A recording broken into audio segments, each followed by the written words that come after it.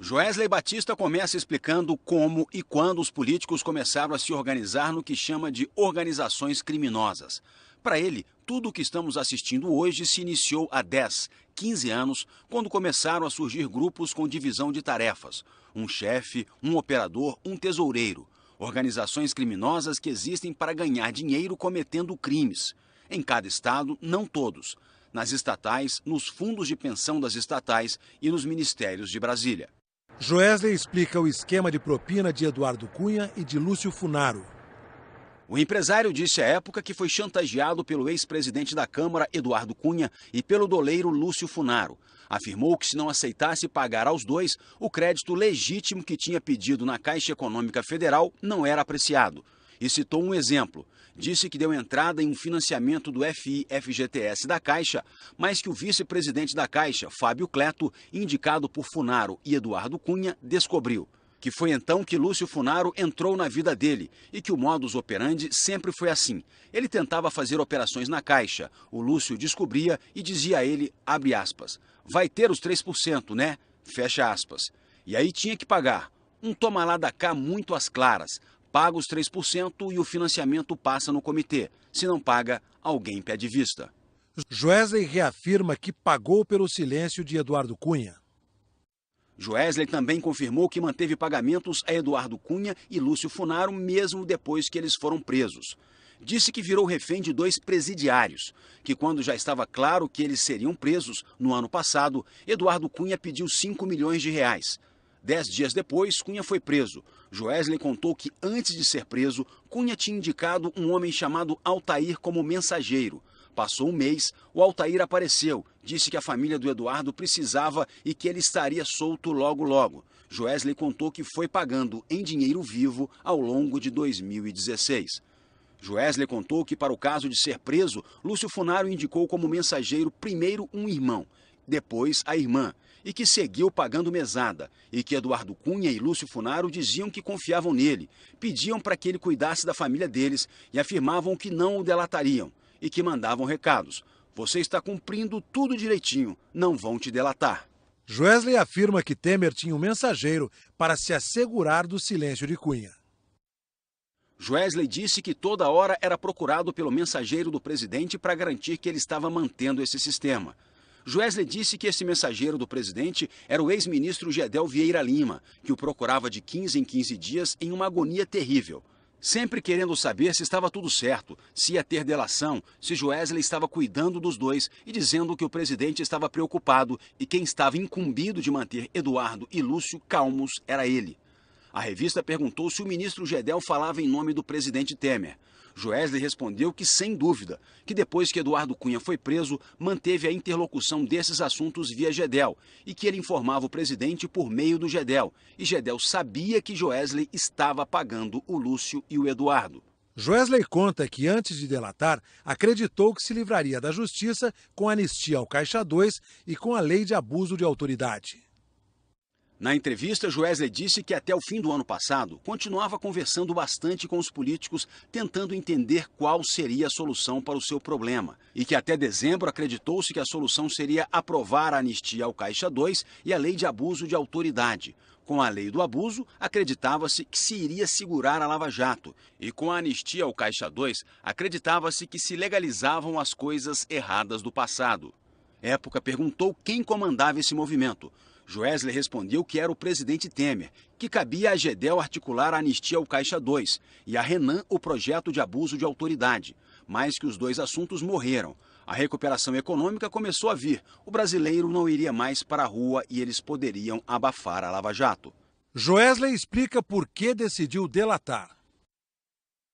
A revista questionou se foi aí que veio a decisão de tentar a delação.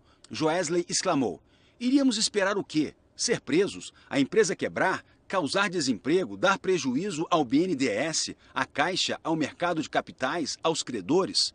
E acrescentou que quando percebeu que as coisas não iam mudar e não havia o que esperar, que os políticos não estavam entendendo o que estava acontecendo com o país, começou a registrar as conversas dele. E foi no Temer. Joesley diz que gravou Temer para saber se o presidente continuava querendo o silêncio de Cunha.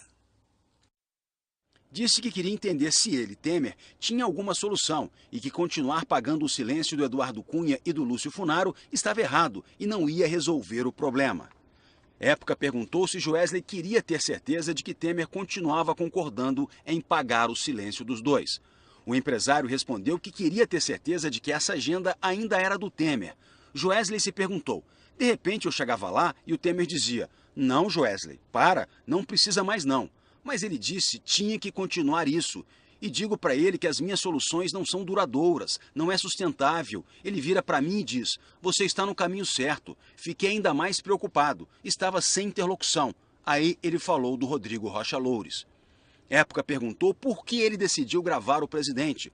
Joesley respondeu que sabia que estava aumentando a chance de trocar de lado e partir para a colaboração com o Ministério Público, que era a única saída que estava enxergando, que a maneira mais efetiva que ele tinha de colaborar no combate à corrupção no Brasil era mostrar para os procuradores que, apesar de 3 anos de esforços, nada mudou. Tudo continua igual. Os políticos no topo não mudaram nada. Isso começa com o número 1, com o presidente da República. Joesley diz que Aécio Neves, do PSDB, usava os mesmos métodos corruptos. Joesley afirma: a gravação do Jaburu não foi editada. Perguntado se o áudio gravado no Palácio do Jaburu entre ele e o presidente Temer foi adulterado, Joesley respondeu enfático que de modo algum. Zero. Podem fazer todas as perícias do mundo. Tentam desqualificar o áudio por desespero. Gravar uma pessoa não é algo trivial. É duro, doído, forte.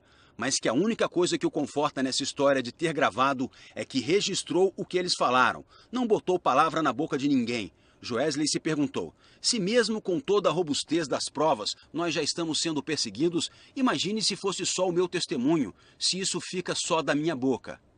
Perguntado por que não gravou Lula, se não seria importante para o país, Joesley respondeu que nunca teve conversa não republicana com Lula, que esteve com ele 2 vezes em 2006 e 2013, que o contato era o Guido Mantega, que sempre resolvia. Então, para que ter outro? Joesley afirma que Temer nunca teve cerimônia para pedir dinheiro. Neste ponto da entrevista, Joesley detalhou sua relação com o presidente Temer iniciada em 2009 e 2010. Disse que no segundo encontro Temer já deu o celular e passaram a trocar mensagens. Frequentou o escritório e a casa dele em São Paulo e o Palácio do Jaburu. Contou que Temer já esteve em sua casa e foi ao seu casamento. Disse que a relação entre eles era institucional, de um empresário que precisava resolver problemas e via nele a condição de resolver problemas. E acrescentou que acha que Temer via nele um empresário que poderia financiar as campanhas e fazer esquemas que renderiam propina, e que toda a vida teve total acesso a Temer. Joesley disse que o Temer não tem muita cerimônia para tratar desse assunto, não é um cara cerimonioso com dinheiro. Segundo Joesley, teve uma vez que Temer pediu para ver se Joesley pagava o aluguel do escritório dele na Praça Pan-Americana em São Paulo. Joesley diz que desconversou e ele nunca mais cobrou. Época questionou se o empréstimo do jatinho da JBS ao presidente também ocorreu dessa maneira. Joesley respondeu que não se lembra direito, mas que é dentro desse contexto. Eu preciso viajar, você tem um avião, me empresta aí. Acha que o cargo já o habilita, sempre pedindo dinheiro, pediu para o Chalita em 2012, pediu para o grupo dele em 2014. Joesley diz que Temer é o chefe da quadrilha mais perigosa do Brasil. Joesley afirmou também que a pessoa a qual Eduardo Cunha se referia como seu superior hierárquico era o Temer. Tudo o que o Eduardo conseguia resolver sozinho, ele resolvia. Quando ficava difícil, levava para o Temer. Joesley disse que essa é a maior e mais perigosa organização criminosa desse país, liderada pelo presidente. Época perguntou: o chefe é o presidente Temer? Joesley respondeu diretamente: o Temer é o chefe da Orcrim, organização criminosa da Câmara. Michel Temer, Eduardo Cunha, Gedel Vieira Lima, Henrique Eduardo Alves, Eliseu Padilha e Moreira Franco. É o grupo deles. Quem não está preso está hoje no Planalto. Essa turma é muito perigosa, não pode brigar com eles. Joesley explica o papel da Procuradoria-Geral da República em sua delação. Época questionou se Joesley foi pressionado para direcionar o depoimento na Procuradoria-Geral da República. Joesley afirmou que nunca recebeu sugestão do que deveria contar. Fez tudo espontaneamente e acrescentou: me apresentei para tentar fazer o acordo e contei aquilo que achei que deveria contar. que empresários obrigados a lidar com agentes públicos no Brasil têm de pagar para conseguir trabalhar.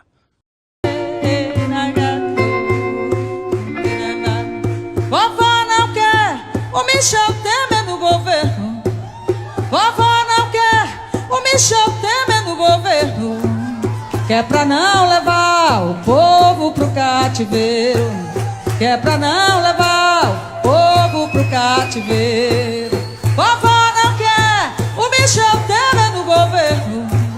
Vovó não quer o Michel Temer no governo. Que é pra não levar o povo pro cativeiro. Fora Temer, na palma da mão. Quer não levar o povo pro cativeiro. Vovó não quer o Michel Temer no governo. Vovó não quer o Michel Temer no governo. Que é pra não levar o povo pro cativeiro.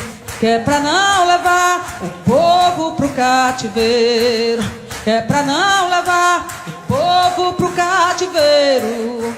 Que é pra não levar o povo pro cativeiro. Bora, Temer!